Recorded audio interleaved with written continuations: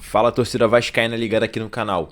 Aqui eu trouxe um compilado de notícias com novidades e informações exclusivas do Vasco da Gama. O Vasco perdeu ontem em São Januário por 3-0 para o Santos. Aqui você vai ficar por dentro de tudo que acontece no Vasco da Gama, mercado da bola, análise de jogos e tudo mais. Antes de tudo, já peço que você deixe seu like, se inscreva no canal, ative o sininho para não perder nenhuma notificação e lembrando que aqui tem produtos exclusivos no precinho para você, torcedor vascaíno. Então, sem mais delongas, vamos acompanhar e reagir juntos às novidades do nosso Vasco da Gama. Ô, Spinelli, olha o que sempre faz vantagem, Spinelli. Tietê entrou na área pra fazer o gol, entendeu? Senão olha aqui o que eu tenho que aturar depois. Ei, faz assim, ó. Tem três coisas pra espantar fantasma, sabia? O quê? Eu não sei. Fé, coragem e atacante que faz gol. Fé e coragem eu tenho. Fé e Falta só o coragem, terceiro. falta só o terceiro. Aí o Pedrinho tem que resolver, o Admar Lopes tem que resolver. Porque, cara... Eu não sei o que me irrita mais, se é o fantasminha ou se é você. Aí, Fernanda Maia, Ah, você toda sexta pede música aí, diz que é sexta da música. Mas sexta você não tava aí, né? não tava. Você abre uma exceção pra gente pedir uma música hoje? E não tá combinado. Hoje Vai, tá... vai, garoto. Posso? Pode. Você libera? Não que eu queira. DJ, solta a música. Quem cai uma vez, vai cair três. Só que eu tô caindo pela 10ª vez. Ô, Pedrinho, me ajuda a te ajudar, Pedro. Você Me fala ajuda a te que me ajudar. ama, Um atacante matador resolve o problema, entendeu? Gostou O da Vasco música, cria, Fernanda o Maia? Vasco cria. Eu sou um Você cara consegue. eclético, eu que escolhi, eu gosto de sertanejo. Gustavo Lima, tamo junto, Gustavo Lima. Toma! Você é o cara. Aumenta, DJ. eu querendo algo mais. Você fica Arrocha. Ah, é essa? e me iludindo. Agora você não comigo. tá cantando. Que situação. Não precisa ficar, não, pode. Deu ruim pro Vasco. São Januário, tá? O Vasco recebeu o Santos, perdeu por 3-0. Resultado que deixa os gigantes da colina Aonde? Para, menino! Na vice-lanterna do Campeonato Brasileiro. A Alcilene Brito acompanhou a partida e traz todos os detalhes. Ai, meu Deus, rodou. O duelo foi visto como uma final. Apenas uma posição separava os times. E a rivalidade veio antes do jogo começar. Os vascaínos fizeram máscaras com o rosto de Neymar chorando e também de Bruna Marquezine, que já foi namorada do jogador. O camisa 10 santista era o principal alvo, vaiado logo no início, e que ficou no vácuo por Thiago Mendes, que não apertou a mão do jogador em uma desavença antiga. E os 20 mil vascaínos presentes que chegaram com esperança foram tomados pela raiva e vaiaram até mesmo Léo Jardim.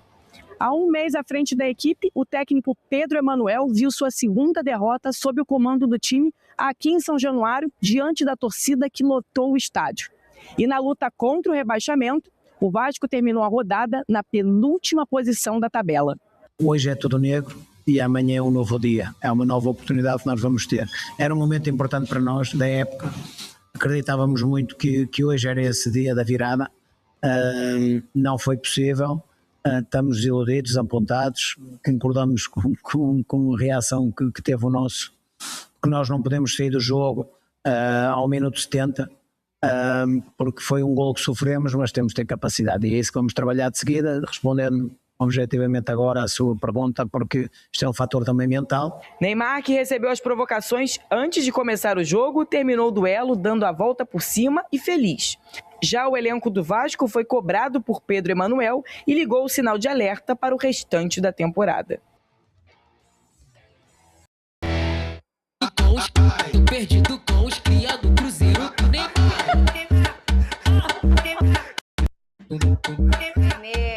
Olha, eu Quem nunca diria, né? pensei. Nunca pensei. Quem diria? Aí eu conheço bem ele, Caio. Eu conheço bem. O Aí Vasco sabe o que une ele faz? povos. Ele põe a mãozinha do Gabigol pra justificar. Não é? Errei ou acertei? É. Não sou pra mais, cara do Neymar. Tô pelo jogo, eu tô pela zoação. Pela resenha, Tô pela entretenimento, resenha. Agora, ô Caio, me explica uma coisinha. O Vasco dominava o negócio. O Neymar nem fazia uma partida, ai meu Deus, acabando com o jogo. Tomou um gol e aí desestruturou tudo, Caio. Desestruturou, Fernandinho. Isso que você narrou agora aqui pra gente diz muito sobre o trabalho do Pedro Emanuel no Vasco. O Pedro Emanuel É ruim ou bom? É bom, assim, dentro do que ele pode, é bom porque ele é o único que a gente pode eximir aqui de culpa. Chegou há pouco tempo no clube, o Vasco demonstrou evolução com ele, organização defensiva, organização ofensiva, o Vasco se defende melhor, se defendia melhor, pelo menos até tomar o primeiro gol ontem, né?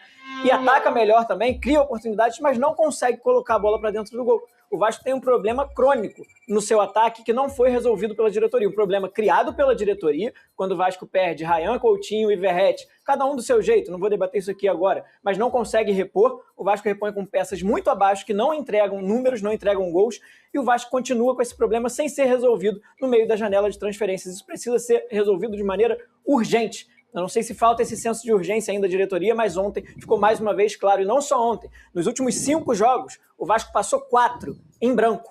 4 jogos de 5 sem fazer gol. Só fez gol contra o Fluminense, os 3 gols lá, com 2 do Brenner, que agora nem está mais à disposição, e gol do Puma Rodrigues. E o Vasco, mais uma vez, esbarra nas suas limitações técnicas, em lances constrangedores. O gol que o Tietê perdeu no segundo tempo ontem não é aceitável. Ele já tinha perdido um contra o Botafogo, assim, em São Januário também. O Vasco acabou perdendo o jogo também. O Tietê não pode perder aquele gol, mas ele nem é o homem-gol, ele é um volante. Ele tem até melhorado, inclusive, com o Pedro Emanuel, joga bem melhor do que vinha jogando no meio de campo. Mas não pode chegar na área e perder um gol dessa forma como perdeu. Assim como vários outros lances, se a gente pensar aqui, não só ontem, mas durante as últimas semanas, protagonizados por David, por Spinelli, por Marino, enfim, coisas constrangedoras de se assistir dentro de campo que o Vasco precisa resolver. Então, se ontem a diretoria não ligou o sinal de alerta que precisa trazer alguém que faça gols, não sei quando que vai ligar esse sinal de alerta. Então o Vasco está na zona do rebaixamento, o Vasco é o vice-lanterna do Campeonato Brasileiro e tem gente que acha que está no caminho certo. Não está. O Vasco precisa contratar jogador que faça gol para resolver o problema do clube. Não é culpa do treinador. O Vasco tem jogado melhor. O Vasco, até o gol do Santos, era dono do jogo. Era praticamente um ataque contra a defesa. Mas aí num lance que o Robert Renan deu mole, o Robert Renan que vinha bem, inclusive, nos últimos jogos, e nesse também, ele acaba saltando a pressão ali para tentar tirar de cabeça, deixa um buraco. E aí o Santos aproveita e faz o primeiro gol, e aí acabou o jogo do Vasco psicologicamente também. Tem um traço no Vasco aí que já troca treinador e isso continua. A gente acha muito engraçado quando o jogador vira e fala: o problema do Vasco é espiritual. A gente fica brincando e rindo. Não, não é espiritual. O problema do Vasco é que já tem um tempo que ele toma um gol e às vezes tem um bom time, tá organizado, tem volume, mas é pouco efetivo, chega na cena do crime, não consegue desvendar o crime, não consegue cometer o crime, fazer o gol, e depois, quando toma um gol, desmantela, sucumbe. Às vezes eu sinto que o pior adversário do Vasco é o próprio Vasco, Vene. E aí, o ajuste disso não é espiritual. O ajuste disso é você trazer, talvez, o futebol hoje é mente, corpo, organização, né? Organização, o Vasco está tentando. Investe, o Vasco daqui a pouco, se der tempo hoje, a gente vai mostrar os números. O Vasco não tá pouco investimento nesse time, não. O time é caro. O problema não é dinheiro. Isso, o time é caro. Então, a organização tá acontecendo de dinheiro. O físico ali, acho que o Vasco também para um pouco em lesões, um pouco de falta de sorte. Mas, enfim, talvez é o mental, Vene Casagrande. Eu acho que tá aí o problema do Vasco, do grupo que eu tô falando, do time, né? E é justamente quando o Vasco toma o gol. Porque na partida de ontem, eu concordo com o Caio, o Vasco fazia uma partida interessante, organizada. Eu acho que no primeiro tempo o Vasco foi melhor, mas quem esteve mais perto de fazer o gol foi o próprio Santos. Mas a parte organizacional da equipe, eu vejo uma evolução com o Pedro Emanuel. Agora, não dá para ele fazer milagre. Ele é um treinador, ele não é mágico, não tem como. A matéria-prima que ele tem à disposição, talvez até ele está indo melhor do que eu imaginava, que muita gente imaginava. Num curto espaço de tempo, ele fez a equipe evoluir. Agora, dentro de campo, não tem jeito. Não é ele que entra em campo, não é ele que perde um gol, como o Tietê perdeu, não é ele que um jogador não é ele que dá mole, como o Robert Renan acabou dando mole, que é uma pena, porque ele fazia uma grande partida na ocasião. Então, assim, não tem jeito. Tem certos momentos que a parte técnica vai fazer diferença. E tá fazendo agora no Vasco da Gama. Olha aí, Caio, o elenco quinto mais valioso do futebol brasileiro. É o Vasco, é isso mesmo. Transfer Market diz, essas são fontes desse site, tá? 116 milhões de euros, quarto clube que mais gastou com reforços em 26, mais de 181 milhões de reais. De todos os clubes do Brasil, ele é o quarto que mais investiu em reforços.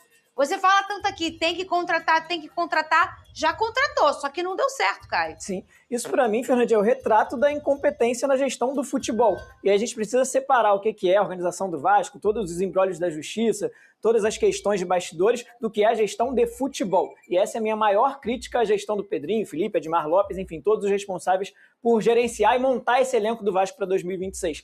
Porque muita gente fala, você fica falando que o Vasco tem que contratar, mas o Vasco não tem dinheiro. O Vasco tem dinheiro, sim, porque o Vasco é, como a gente acabou de mostrar aqui, o quarto clube que mais investiu em 2026 no seu elenco. O Vasco só está atrás de Flamengo, Palmeiras e Cruzeiro, em dinheiro investido para trazer reforço. E esses reforços dão resultado dentro de campo? O problema não é dinheiro. O problema é o que se faz com esse dinheiro dentro do clube. O Vasco precisa investir o dinheiro da maneira correta. Como eu falei aqui agora, o Vasco não consegue fazer gols. Então o Vasco precisa mapear no mercado e trazer no mercado com urgência, rápido, jogadores que façam gols. Se o Vasco estiver especulando, negociando com um jogador que não faz gol, não dá pra gente levar a sério. Não dá pra gente achar que é isso que vai resolver o problema do Vasco. O Vasco precisa olhar para os seus problemas e resolvê-los com urgência se quer sair da zona do rebaixamento, se quer ter um ano minimamente tranquilo daqui até o final. Às vezes, Vene, a gente vê essa questão do investimento, né? E a gente fica... Meu Deus, o futebol é tão perigoso. Você vê um investimento desse tamanho e quase ninguém deu certo, ou não está sendo na prateleira de que se esperava. Tudo é uma aposta. E às vezes o Vasco atira bem errado. Olha, a partida de ontem também foi marcada pelo climão entre o Thiago Mendes e o Neymar. Tá na tela, eu vou contar para vocês o que aconteceu. O Thiago Mendes, que joga no Vasco, que é volante, que é o capitão do Vasco, não cumprimentou o santista, né, o Neymar, antes do jogo. Esse é um protocolo que acontece, toca o hino, o time que é o mandante caminha em frente ao visitante e vai todo mundo se cumprimentando. Isso acontece no vôlei também, e em vários esportes coletivos o cumprimento é normal. O Santos usou as redes sociais, obviamente, para brincar, para zoar a situação, porque ganhou e é assim que funciona. Aí eu quero a opinião do Caio, eu quero a opinião do Vene, mas antes eu vou dar a minha opinião. Eu acho que esse caso aqui faltou um pouco de elegância do Thiago Mendes, por ser o capitão, de cumprimentar o Neymar, tá?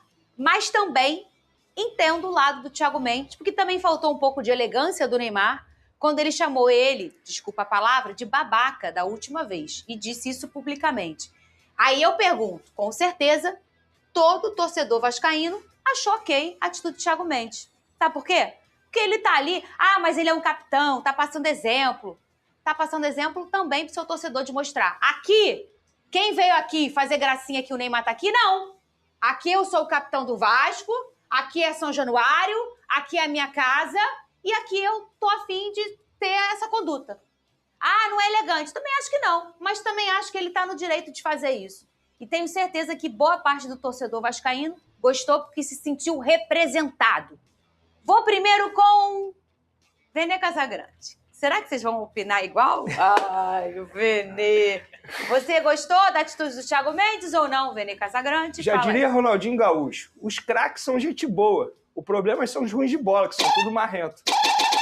É a minha opinião em relação a isso. Então agora, você acha que o Thiago não deveria ter feito isso? Não acho. E eu vou explicar o porquê. Fala. Porque ali ele não está representando o Thiago Mendes. Ele está representando uma instituição enorme que é o Vasco da Gama. E quando ele faz isso, ele passa um péssimo exemplo do que o esporte nos ensina.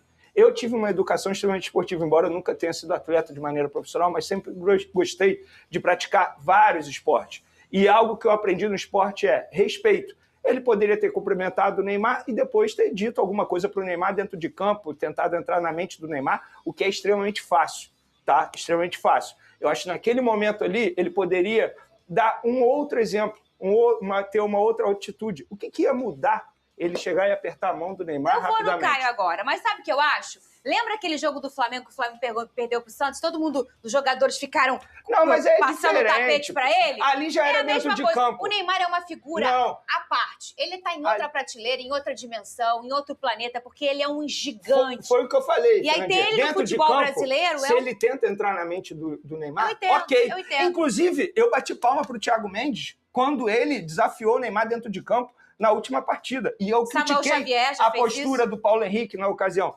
Ali, repito, ele está representando uma instituição enorme. Mas também entendo o seu lado, eu acho que ele quis passar um recado para o próprio torcedor vascaíno, que deve estar adorando. Eu acho que é por aí. Mas eu, como espectador, eu não gostei, não. Você, Caio, sua opinião? Então, eu entendo o Thiago pelos dois lados, Fernandinha, pelo pessoal e pelo profissional quando ele está representando o clube. Pelo pessoal, pelo que a Fernandinha já falou muito bem aqui, no jogo de ida lá na Vila Belmiro, o Neymar foi para rede nacional, não foi em off, chamar o Thiago Mendes de babaca. O Thiago Mendes não é obrigado a respeitar quem desrespeitou ele publicamente. Publicamente também, na mesma moeda. Ele está no direito dele de fazer isso. E sobre representar o Vasco, eu acho que ninguém representa melhor o Vasco do que a torcida do Vasco. E a torcida do Vasco ontem, desde que o Neymar entrou em campo até o momento que ele saiu, criou um território hostil para ele. Não foi nada agradável para o Neymar estar em São Januário ontem, apesar dele ter ganho o jogo, e acontece, é do jogo. E o Thiago Mendes assumiu o risco. Ele faz isso com o Neymar, perde o jogo depois, tem que aguentar a zoação depois, que é do futebol também. Mas o torcedor do Vasco ontem queria deixar claro que o Neymar não era paparicado dentro de São Januário. E o Thiago Mendes, representando o torcedor, representando a família dele, que ouviu da boca do Neymar que ele é um babaca, não é obrigado a cumprir. Mas também, por que não? E a confirmação é a seguinte: o Vasco busca ainda 3 posições. Um zagueiro, não é algo tão prioritário assim, mas é o desejo por um zagueiro, mais um atacante, e o que me explicaram é um meia de criação. Então, um zagueiro, um atacante, no caso um 9, um finalizador, um goleador, alguém de presença mais ofensiva, porque o Colídio, como bem disse o Felipe, é muito mais segundo atacante, jogador de lado, não é o 9, não é o goleador, não é o artilheiro. Zagueiro, meia de criação, que pode ser 8 ou 10, faz essa dupla função no meio campo, e o 9. Tentei esmiuçar aqui nomes, não me abriram o nome do 9, mas me reforçaram a história que eu trouxe na semana passada. O Brian Rodrigues está praticamente descartado, a não ser que exista uma reviravolta absurda, mas o América tem dificultado muito, a América do México. O próprio jogador nunca se mostrou muito animado também com o futebol brasileiro, lembrando que ele foi alvo recente também do Cruzeiro, mas o maior empecilho passa a ser os valores altos, ou o valor alto que pede o América do México. Não tem o plano B e o plano C, o Vasco guarda ainda com certo sigilo essas alternativas para o ataque. Também não consegui avançar muito no nome desse 8/10, esse meia criativo, vou ficar em cima disso hoje. O que me reforçaram sobre zagueiro, e eu sei que o Felipe também tem outro nome, o que me disseram é que o nome ainda é o do Diego Carlos. E o que o Vasco escutou é o seguinte, que o jogador quer sair do Fenerbahçe, da Turquia. Ele teve emprestado ao Como na temporada passada, voltou para o futebol turco, mas lá não se mostra muito interessado em continuar. A prioridade do Diego Carlos era manutenção no Como, e por vários motivos a história não foi para frente. Ele voltou para a Turquia, tem contrato válido com o Fenerbahçe. As opções do Vasco para essa questão: eles esperam, acreditam que o jogador até possa rescindir contrato amigavelmente com o clube turco, e aí teria a via aberta para fechar com o Vasco, uma negociação direta entre jogador e clube, sem passar pelo clube turco. A segunda opção é um empréstimo, e por último passaria por uma compra, envolvendo valores. Mas é isso, o Vasco ainda sonha com essa contratação, naturalmente olha para outros nomes, o que está certo, tem que ter lá o plano B, o plano C, o plano B e etc. Mas o plano A, o sonho do Vasco, é o Diego Carlos, que eu trouxe semana passada, que na visão de quem trabalha com ele, agora eu vou olhar a visão não do Vasco, mas de quem trabalha com o Diego Carlos, é que a história dele, a situação dele na Turquia, se for resolvida com uma rescisão ou com uma saída, é mais perto do fecho do mercado, mais perto do fim da janela, leia-se final agora de agosto, começo de setembro, mas enfim, o Vasco vai buscar o quanto antes ter esse reforço aí para o Pedro Emanuel. Esse plano B do Vasco para a zaga seria o zagueiro, como eu trouxe, acho que foi sexta-feira no Fala Fonte, o Arthur Chaves, zagueiro do Hoffenheim da Alemanha, ele que tem passagem pelo futebol brasileiro e tudo mais. O Arthur Chaves tem conversa de andamento com o Vasco e ele já deu ok para jogar no Gigante da Colina.